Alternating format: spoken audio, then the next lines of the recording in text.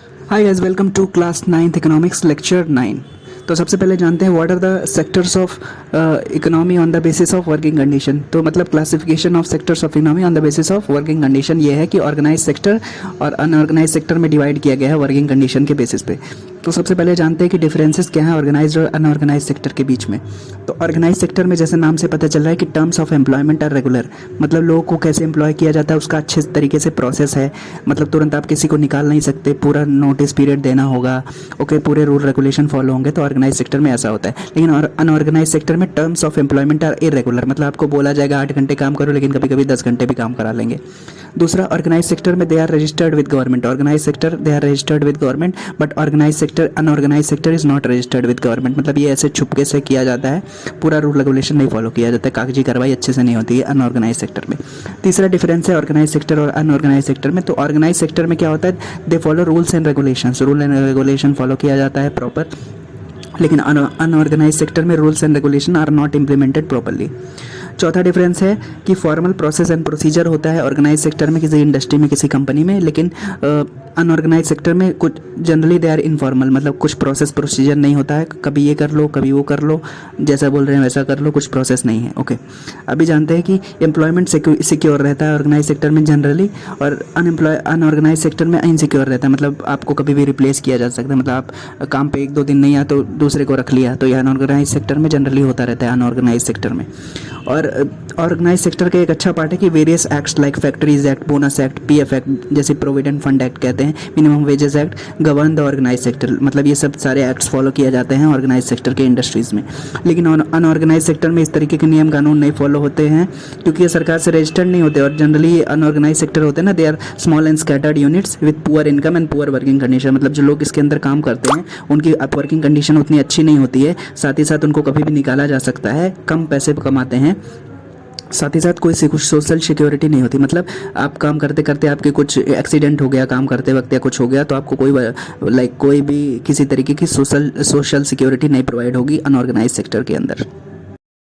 अभी देखते हैं classification of sector of economy on the basis of ownership. मतलब ओनरशिप के बेसिस पे क्या क्लासिफिकेशन है इंडियन इकोनॉमी में डिफरेंट सेक्टर्स का। तो ओनरशिप के बेसिस पे 2 तरीके के सेक्टर्स होते हैं, पब्लिक सेक्टर और प्राइवेट सेक्टर। पब्लिक सेक्टर जैसे नाम से पता चल रहा है कि गवर्नमेंट ओन करेगी, गवर्नमेंट मैनेज करेगी, गवर्नमेंट कंट्रोल करेगी। तो public sector is generally owned and controlled and managed by the government, like NTPC, ONGC, oil natural gas corporation of India, और IOCL, Indian Oil Corporation Limited. तो ये सब public sector का part है। लेकिन private sector में क्या होता है, ownership is like limited to individuals hands, मतलब कोई एक बंदा या बंदी कंट्रोल करेंगे, 2-4 लोग कंट्रोल करेंगे। प्राइवेट सेक्टर में सरकार का कोई उतना मालिकाना हक रहता नहीं है। Ownership of production units is in individual hands private sector में, जैसे कि मारुति, टाटा मोटर्स, महिंद्रा। तो ये सब प्राइवेट सेक्टर का पार्ट है।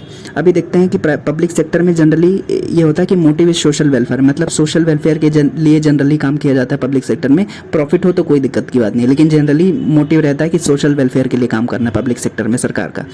लेकिन प्राइवेट सेक्टर में क्या होता है, motive is generally profit, motive is generally to earn profit. मतलब प्राइवेट सेक्टर में कोई फैक्ट्री क्यों लगाएगा, कोई बिजनेसमैन क्यों फैक्ट्री लगाएगा, क्योंकि उसे मुनाफा कमाना है। तो यही होता है प्राइवेट सेक्टर में। तीसरा डिफरेंस है कि वर्किंग विथ पब्लिक एजेंडा, मतलब पब्लिक सेक्टर में पब्लिक एजेंडा रहता है, मतलब देश के लिए काम करना है, पब्लिक के लिए काम करना है, वेलफेयर के लिए काम करना है। और साथ में क्या होता है कि पब्लिक सेक्टर में क्या होता है, they work with public agenda and provide more stable employment, मतलब मोर स्टेबल एनवायरनमेंट रहता है, फ्री ऑफ मार्केट प्रेशर। ये होता है पब्लिक सेक्टर के अंदर। लेकिन जनरली प्राइवेट सेक्टर में देखा जाता है they don't have stable work environment, they are bound by market pressures, मतलब टारगेट मीट करो, ये करो, वो करो, मतलब बहुत ज़्यादा प्रेशर होता है जो प्राइवेट सेक्टर में काम करते हैं उन लोगों पे, अगर हम कंपेयर करें पब्लिक सेक्टर और प्राइवेट सेक्टर से। अभी देखते हैं डिफरेंट टाइप्स ऑफ अनएम्प्लॉयमेंट और क्या होता है। ओके, तो सबसे पहले जानते हैं अंडर एम्प्लॉयड क्या होता है। मतलब मान लेते हैं अगर आपकी स्किल्स हैं 1 लाख रुपए कमाने की, आप 1 लाख रुपए कमा सकते हैं, लेकिन आप किसी ऐसी नौकरी में काम कर रहे हैं जहाँ पे आपको 40,000 रुपये महीना ही मिल रहा है, तो आप अंडर एम्प्लॉयड हैं। Okay, so you are employed but you are not employed as per your liking, your interest, तो then you are called as under employed. Okay तो अंडर एम्प्लॉयमेंट वो होता है कि you are employed but you are not employed as per your liking, मतलब आप और पैसे कमा सकते थे लेकिन कम ही अभी कमा रहे हो, तो अंडर एम्प्लॉयड हो आप। ओके अभी जानते हैं what are the types of unemployment, मतलब बेरोजगारी के क्या टाइप्स हैं। तो सबसे पहला है सीजनल अनएम्प्लॉयमेंट, जैसे नाम से ही पता चल रहा है कि अलग अलग सीजन पर ही डिपेंड करेगा। Okay so this is affected by various seasons, like flowers का कभी सीजन रहता है जो फूल माली वगैरह रहते हैं, या वुलन क्लोथ्स अगर आप बेचते हैं तो उसका भी सीजन रहेगा, तो आप सीजनल अनएम्प्लॉयमेंट का सफ़र कर सकते हो। क्लोथ्स जो वुलन क्लोथ्स बेचते हैं, फ्रूट वाले होते हैं, ये सब सीजनल अनएम्प्लॉयड के विक्टिम हो सकते हैं। दूसरा टाइप ऑफ अनएम्प्लॉयमेंट है डिसगाइज्ड अनएम्प्लॉयमेंट, मतलब किसी अगर मान लेते खेत में 5 लोग की ज़रूरत है लेकिन परिवार में 8 लोग हैं, 8 के 8 उसी खेत में काम करेंगे, तो जो 3 लोग एक्स्ट्रा हैं ना वो कोई वैल्यू ऐड नहीं कर रहे हैं, तो इस तरीके से वो 3 लोग डिसगाइज्ड अनएम्प्लॉयमेंट का पार्ट है, मतलब अनएम्प्लॉयड हैं लेकिन उनको लग रहा है कि वो एम्प्लॉयड हैं। Okay so employed but not adding any value is called as disguised unemployment. तीसरा देखते हैं टाइप ऑफ अनएम्प्लॉयमेंट है साइक्लिकल अनएम्प्लॉयमेंट, मतलब कोई भी इकोनॉमी रहती है ना, अलग अलग देश अलग अलग टाइम पे बुरे सिचुएशन से जूझ रहे होते हैं, अच्छे सिचुएशन से जूझ रहे होते हैं, रिसेशन से होते हैं, डिप्रेशन से होते हैं, इकोनॉमी के अंदर कंजम्पशन नहीं है, प्रोडक्शन नहीं है, चीज़ों की डिमांड नहीं है, तो साइक्लिकल अनएम्प्लॉयमेंट हो सकती है वहाँ पे, मतलब लोगों की नौकरियाँ जा सकती हैं क्योंकि चीज़ें प्रोड्यूस नहीं हो रही है, चीज़ों की डिमांड नहीं है, ग्रोथ नहीं हो रही है, इकोनॉमी डिप्रेशन का शिकार है, तो इस केस में साइक्लिकल अनएम्प्लॉयमेंट लोगों को देखना मिल सकता है। ओके नौकरियाँ जा सकती हैं।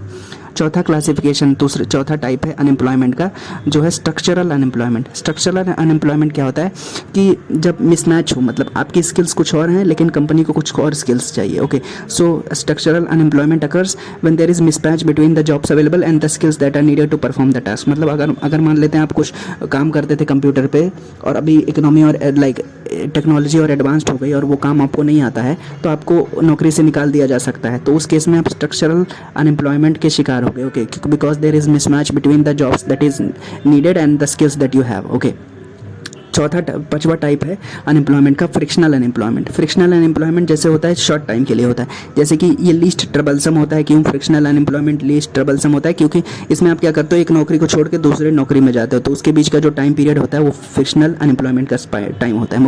Okay so frictional unemployment is least troublesome because it occurs due to shifting between 2 jobs. Okay अभी देखते हैं how to create more employment in our country. अब हमारे देश में और और रोज़गार कैसे पैदा किया जाए।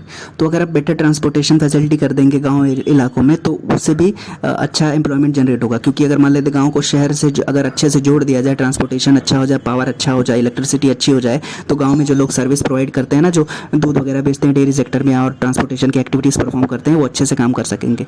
दूसरा आप कर सकते हैं कि अगर ईजी वे में क्रेडिट मिलता रहे फार्मर्स को तो भी अच्छे से एम्प्लॉयमेंट मिल सकता है, वो अपना काम खुद का कर सकते हैं, या फिर नरेगा के अंदर अगर उनको काम मिलता है तो उससे भी उनको एम्प्लॉयमेंट मिल जाएगा। साथ ही साथ अगर नए नए हॉस्पिटल्स बनेंगे तो उससे भी लोगों को काम मिलेगा और एम्प्लॉयमेंट जनरेट होगी। Okay so these were the few things in today's class. If you have any doubts you can ask in the comment section. Thank you so much for watching. Bye bye.